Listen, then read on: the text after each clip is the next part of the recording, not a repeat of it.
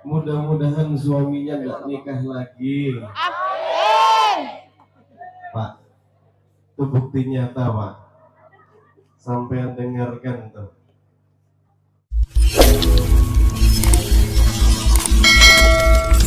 Assalamualaikum waalaikumsalam warahmatullahi ta'ala wabarakatuh. Waalaikumsalam warahmatullahi wabarakatuh. Yang kami muliakan, yang kami hormati, Ketua Masjid, apa nama masjidnya? Al-Falah. Al-Falah, Pak Rasimun, tak lupa takmir masjid Bapak Takim, Ketua Panitia beserta wakilnya, dan tak lupa yang kami muliakan, yang kami hormati, Pak Sultan Hasibuan, orang Medan, Horas Majua-jua.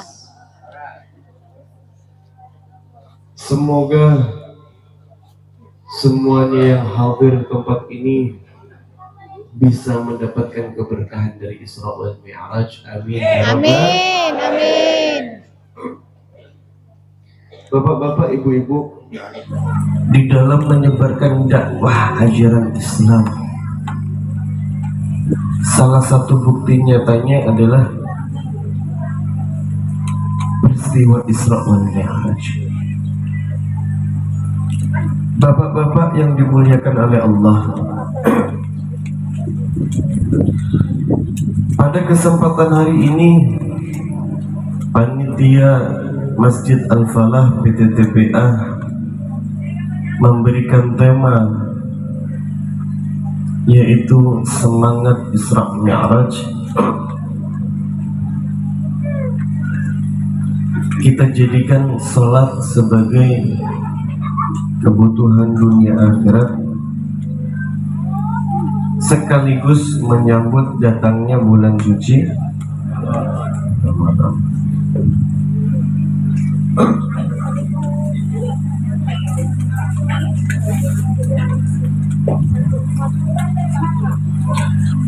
Memaknai Isra wal Mi'raj Nabi besar Muhammad SAW, ini kita harus penuh dengan kekhusyuan,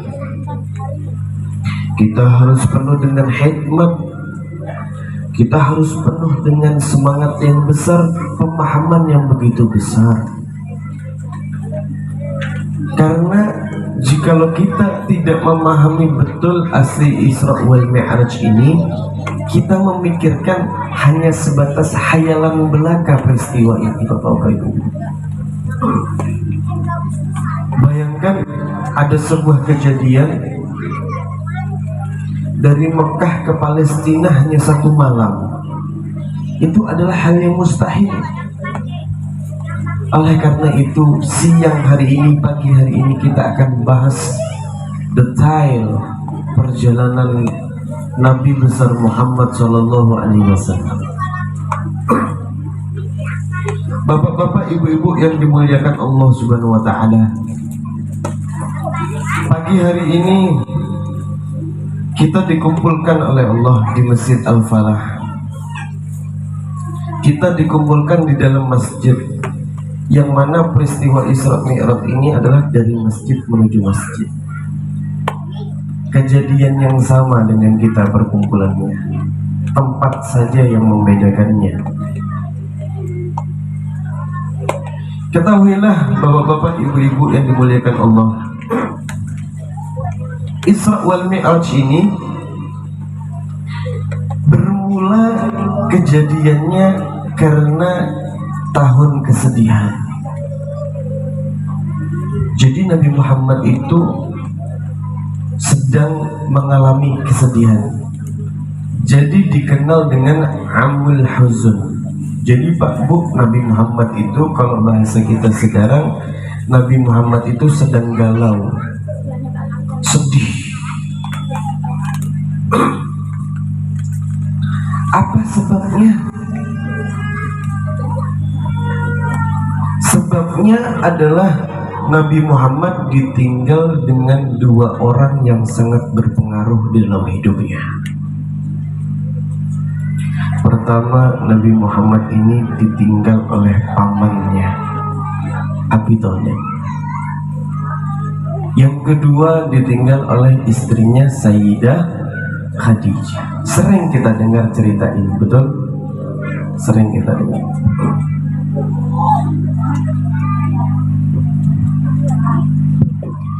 Kemudian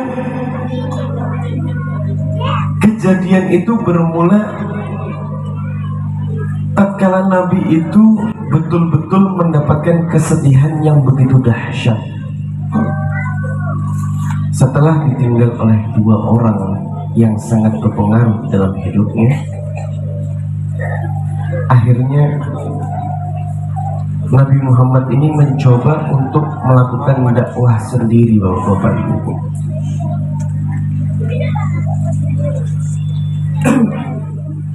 Nabi Muhammad coba, biasanya dua orang yang berpengaruh ini selalu berperan di dalam dakwahnya Nabi Muhammad. Tapi karena dua orang yang dicintai Nabi Muhammad ini diambil oleh Allah, meninggal dunia, akhirnya Nabi Muhammad kehilangan dua peran penting di dalam hidupnya. Pamannya ini adalah seseorang yang sangat membela di dalam dakwahnya Nabi. Istrinya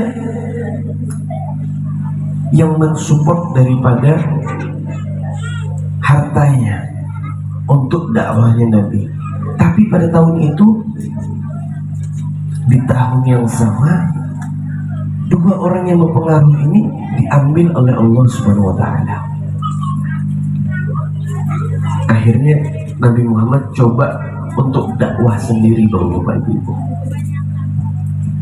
Dakwah kemana, Habib? Dakwah ke kota Taif. Yang pernah umrah atau haji, insya Allah tahu kota Taif. Jaraknya sekitar 100 km dari kota Mekah.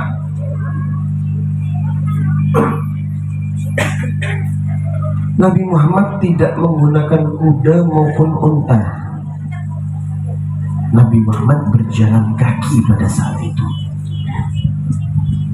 Jauh, Bapak-bapak Ibu. Apa sebabnya?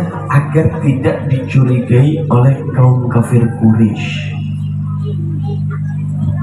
Begitu sampai di kota Taif, Bapak Ibu, Nabi Muhammad tidak disambut dengan Tala al-Badru alaina. Sering kita dengar Nabi Muhammad sampai di kota Taif ini, beliau dapat lemparan batu, lemparan kotoran hewan, dipukul pelipisnya Nabi sampai berdarah. Begitu berat peranan Nabi Muhammad SAW. Allahumma sholli ala Muhammad.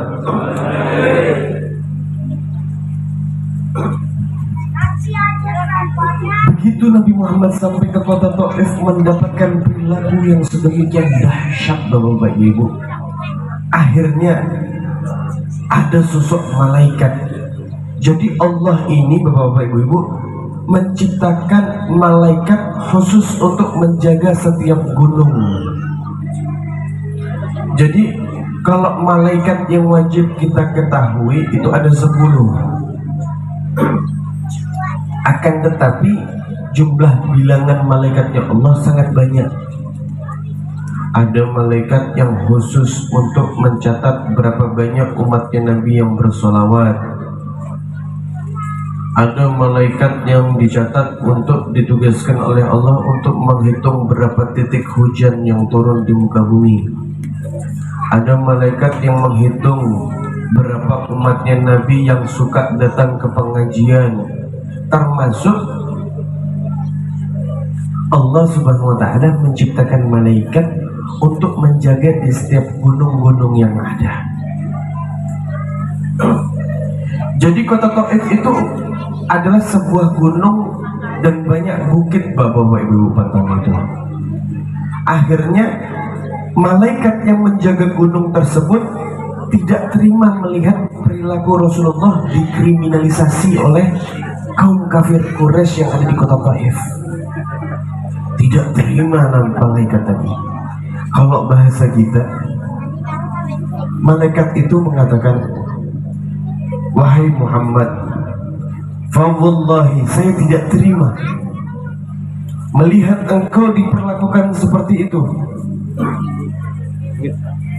Melihat malaikat tadi, Bapak, Nabi Muhammad dilempari batu, dilempari kotoran unta, dipukul sampai berdarah.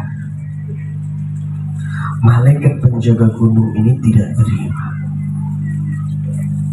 Beliau mengatakan, wahai Muhammad, izinkan saya untuk membalik gunung ini untuk melemparkan kepada umat-umat yang ada di kaum Taif sana, sehingga mereka bisa mendapatkan balasan yang begitu setimpal dengan apa yang mereka lakukan kepadamu. Jadi malaikat niki Pak boten terani ningali Kanjeng Nabi niki diantomi sak menika dahsyate. Akhirnya malaikat niki sanjang, wahai Kanjeng Nabi, lek jenengan boten terani atas perilakune wong-wong sing wonten ten kota Taif, kula sing bales. Paham? Masa tak paham ya, Pak?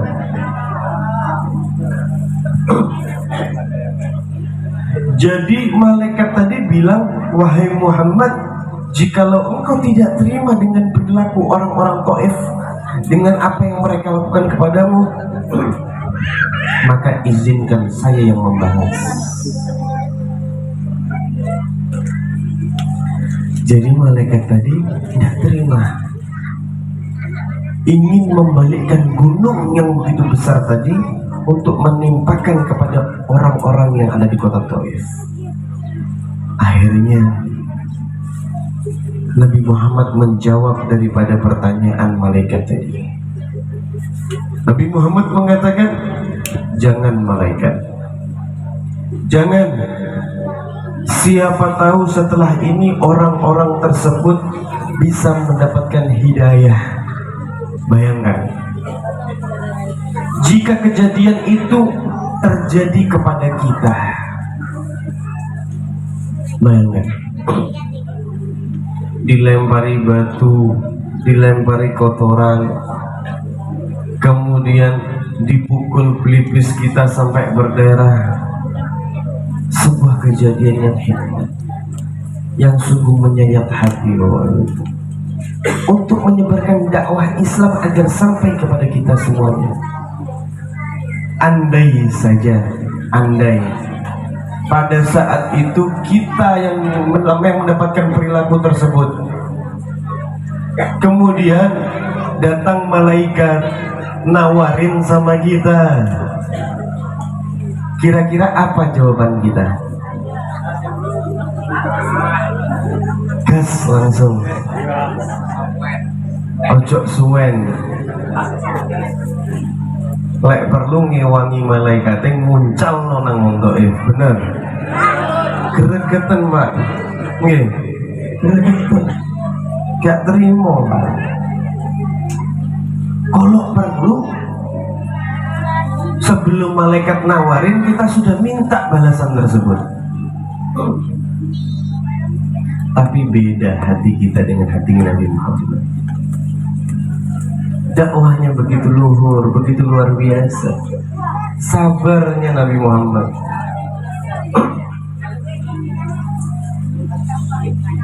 Kemudian malaikat itu mengatakan, tidak mungkin wahai Nabi Muhammad, tidak mungkin orang-orang yang semacam ini bisa mendapatkan hidayahnya Allah Subhanahu wa Ta'ala. Tidak mungkin. Akhirnya Nabi Muhammad mengatakan, wahai malaikat, jikalau bukan dia yang dapat hidayah, siapa tahu anaknya yang dapat hidayah. Ditunggu sama Nabi Muhammad, Bapak Ibu.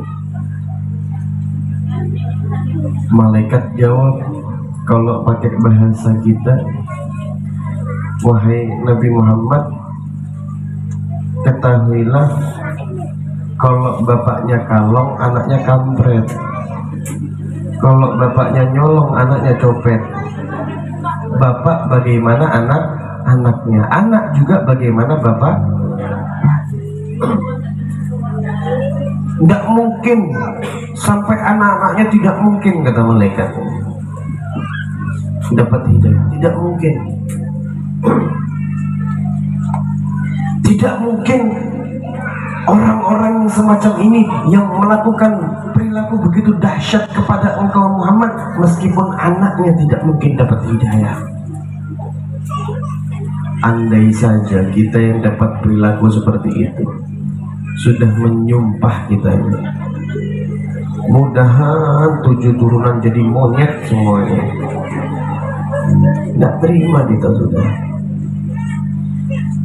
Kita diomongin orang saja sudah tidak terima. Diomongin sama tetangga, ibu sebelah ini sombong banget, baru dibelikan emas sama suaminya aja dipamer-pamer. Orang yang betul-betul sombong saja, dengar dia diomongin sudah tidak terima, padahal dia betulan sombong. Nah, jadi Bapak Ibu, itu menandakan kesucian hati Nabi Muhammad. Sampai akhirnya malaikat tersebut, Nabi Muhammad mengatakan, kalau anaknya tidak dapat hidayah, siapa tahu malaikat cucunya nanti yang dapat hidayah. Ditunggu sama Nabi Muhammad. Kemudian kembali Nabi Muhammad ke kota Mekah, penuh dengan kesedihan. Sedih hati Nabi Muhammad. Kejadian itulah yang membuat Nabi Muhammad itu bisa mendapatkan hadiah yang berupa yang namanya Isra wal Mi'raj. Sebuah pertemuan seorang kekasih dengan yang maha kasih. Sebuah pertemuan yang punya cinta dengan yang maha cinta, yaitu pertemuan Allah Subhanahu wa ta'ala dengan Nabi kita Muhammad sallallahu alaihi wasallam. Sebelum peristiwa itu terjadi, Bapak Ibu, Nabi Muhammad ini sedang duduk di depan Ka'bah. Jadi kesempatan kali ini saya cerita-cerita ini. Saya ingin bercerita tentang sebuah kejadian Isra Mi'raj. Jadi kalau biasanya dengar cerita ini ngantuk, betul? Dengar cerita ini biasanya ngantuk. Tapi saya minta dengarkan secara khusyuk, jangan ngantuk. Kita buang waktu kita setengah sampai 1 jam untuk bahagiakan Nabi Muhammad, agar kita bisa dapatkan berkahnya Isra wal Mi'raj. Amin ya Rabbal Alamin. Jadi Nabi ini duduk malam-malam, duduk di depan Ka'bah, ditemenin sama pamannya Sayyidina Hamzah, ditemenin juga dengan sepupunya Sayyidina Ja'far. Ketika itu lagi asyik duduk, Allah merintahkan malaikat Jibril dan Mikail untuk turun ke bumi. Untuk turun ke bumi membawa bejana yang terbuat dari emas. Apa fungsi dari bejana itu? Turunnya malaikat tadi membawa Nabi Muhammad ke dekat sumur Zam-Zam dan mencuci hati Nabi Muhammad, membelah dada Nabi Muhammad dan dicuci hati Nabi Muhammad. Oh Habib, berarti hatinya Nabi Muhammad itu kotor dong, kok dibersihkan? Tidak. Peristiwa itu menjadikan kita sebuah pelajaran. Allah ingin kita sebagai hambanya, sebagai umatnya Nabi Muhammad itu tahu kalau kita ingin bertemu dengan Allah itu hatinya harus bersih. Al-yawma la yanfa'u malun wala banun illa man atallaha biqalbin salim. Harus bawa hati yang selamat kalau ingin bertemu dengan Allah Subhanahu wa ta'ala. Jadi kita ini kalau mau bertemu dengan Allah harus tidak ada penyakit hatinya, harus bersih hati kita. Semoga berkatnya Isra wal Mi'raj Allah bersihkan hati kita semuanya. Amin ya rabbal. Tahu tempatnya hati di mana Bapak Ibu? Di sini. Sakitnya tuh di sini. Bunyinya duk duk duk. Itu kalau hati yang normal, jantung yang normal. Tapi kalau duk duk duk duk itu biasanya cicilan sudah dekat.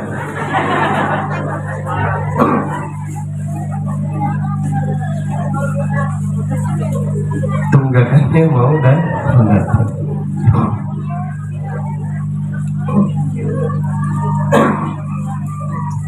Kemudian Bapak Ibu, peristiwa itu menjadikan simbolis saja untuk kita, agar kita ini tahu sebagai umatnya, kalau kita ini ingin bertemu dengan Allah, maka hati kita harus bersih. Tidak salah jikalau Nabi kita Muhammad SAW beliau mengatakan dalam hadisnya, ala inna fil jasati mudghah fa idza salahat salahat jasati kullu wa idza fasadat jasati kullu. Kata Nabi Muhammad, ketahuilah di tubuh kita ini ada segumpal daging. Jikalau yang segumpal ini baik, maka akan baik seluruh tubuh. Tapi jikalau yang segumpal ini buruk, maka akan buruk semuanya. Apa itu? Ala wahyal qalb. Itulah hati kita. Hati ini berpengaruh di dalam kehidupan kita. Sangat berpengaruh di dalam hati kita. Seseorang itu tergantung pada hatinya. Jadi hati ini adalah barometer tolak ukur seseorang. Kita bisa menilai seseorang itu di dalam hatinya. Memang manusia itu hanya bisa menilai, tapi nilai yang bisa kita lihat itu dengan mata kita adalah gambaran tentang apa yang kita lihat. Jadi kunci daripada kehidupan manusia ini, bagaimana seseorang ini bisa menjaga hatinya.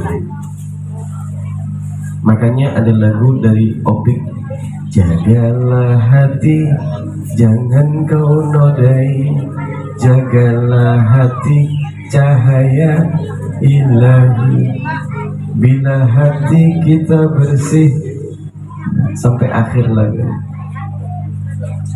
Menjadikan barometer ukuran manusia itu adalah hati. Jadi kita bisa melihat seseorang itu dari hatinya sudah.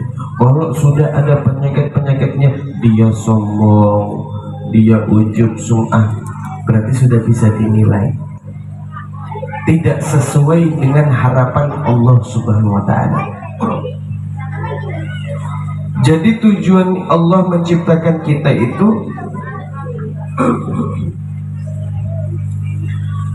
yang mana tujuannya sama dengan apa yang dilakukan visi misi Nabi Muhammad, innamal bu'istu utammima makarimal akhlak. Nabi Muhammad itu diutus oleh Allah untuk menyempurnakan hatinya, akhlaknya. Jadi kita sebagai umatnya harus bisa mencontoh daripada panutan kita, yaitu Nabi kita. Jadi bisa dilihat bapak-bapak, ibu-ibu, seseorang ini bagaimana hatinya, bagaimana perilakunya. itu sudah bisa dinilai. Kemudian setelah Nabi Muhammad hatinya dibersihkan, setelah hatinya Nabi Muhammad ini disucikan, peristiwa Isra Mi'raj inilah dimulai. Dimulai daripada Allah mendatangkan sebuah kendaraan dari surga yang namanya apa namanya? Siapa bilang Jupiter Eagle ya? Bu,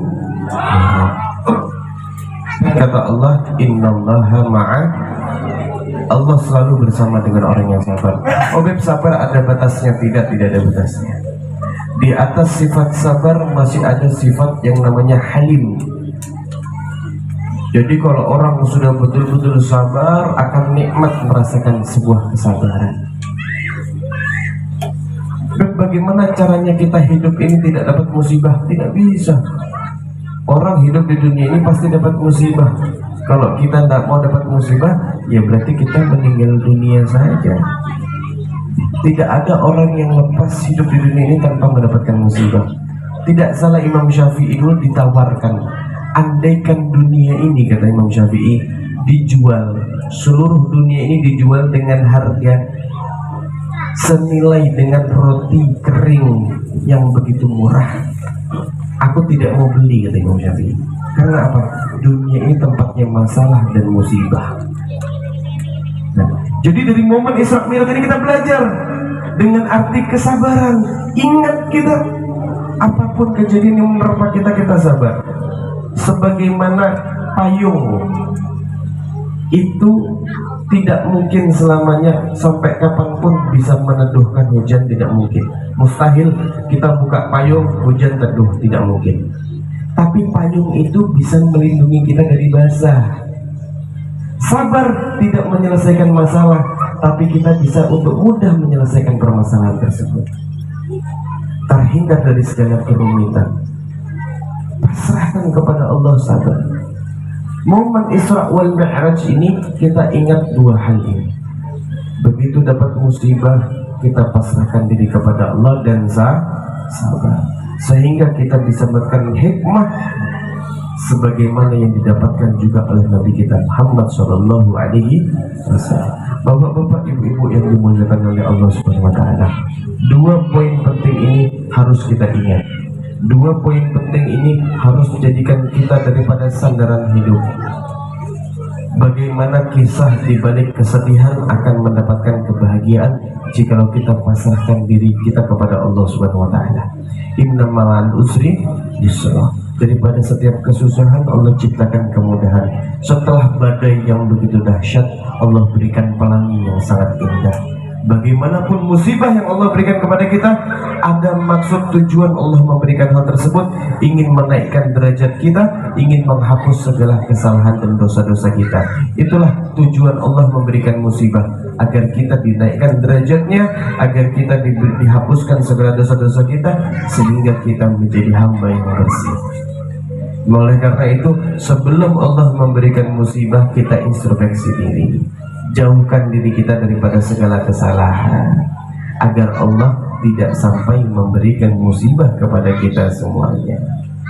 Bapak-bapak, ibu-ibu yang dimuliakan oleh Allah, dua poin penting harus selalu diingat, karena ini akan memberikan ketenangan di dalam hidup kita. Semoga dua hal ini bisa kita terapkan dalam keseharian kita. Amin ya Rabbal. Sebelum saya tutup, saya ingin berikan pantun. Boleh? Jikalau ada sumur di ladang, bolehlah kita menumpang. Jikalau ada gadis yang bujang, jikalau ada umur yang panjang, bolehlah kita bertemu. Ihdinas siratal mustaqim. Assalamualaikum warahmatullahi wabarakatuh.